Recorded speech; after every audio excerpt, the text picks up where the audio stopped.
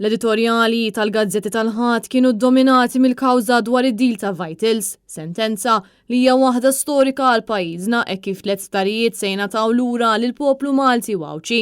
L-editorjal tal-Gazzett tal-Lum saħaq li l-poplu Malti Wawċi insteraq biżżejjed u iżżejjed. Barra minn hekk għamel aċċenn diversi proġetti li kellhom isiru b'dan il-kuntratt iżda li qatt ma saru fosthom is-sodod turistiċi kif ukoll ir-riabilitazzjoni tal-Isptar San Luqa. L-editur appella lil Roberta Bela sabiex jikkundanna dan il-kuntratt b'mod sħiħ kif ukoll saħaq li b'mod immedjat għandu jibda l-proċess sabiex dawn l-isptarijiet jingħataw lura lil Maltin. Il-Gazzett tal-Mument saħqet li f'dan il-kuntratt fraudalenti Roberta Bela ddefenda lil korrotti flok għażel l-interess tal-poplu Malti Wawċi.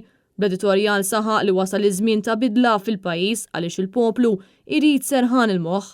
Simili għal Gazzett tal-Lum l-editorjal tal-Malta Today jibda billi jsemmi l-investiment li qatt ma sar fejn saħaq li dan il-kuntratt huwa wieħed ikkumplikat b'implikazzjonijiet kriminali mill-aktar serji. Barra minn hekk dan l-editorjal semma l-fatt li mħallef Francesco De Pasquale ma żammx lura milli ċanfar lill-Gvern. L-editorjal sostna li l-pubbliku għandu dritt ikun jaf il-parti li kellu Roberta Bela f'dan id-dil bejn l-2015 sal-ġurnata tal-lum. Dan wara li aktar kmieni din il-ġimgħa ħareġ li meta ġie ffirmat dan il-kuntratt, Roberta Bela kien konsulent legali tal-kabinett. F'editorjal tagħha The Malta Independent qalet li l-Gvern kien jidher li jaf x'inhu ġej dwar dan il-kuntratt skandalus fejn appella sabiex Roberta Bela jieħu azzjoni b'mod immedjat billi jara li dawk involuti jerfgħu ir-responsabbiltà.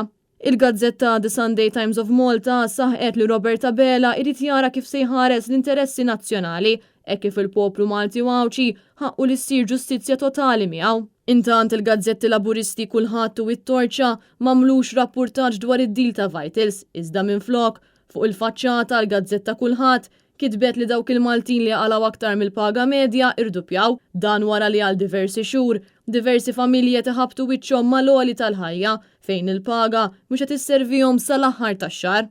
Intant nhar it-tnejn fil-Parlament mistenni li tiġi diskussa id-deċiżjoni tal-Qorti fejn il-Partit Nazzjonalista wassal appell sabiex il-poplu jkun preżenti bħala turija ta' appoġġ għad-deputati nazzjonalisti.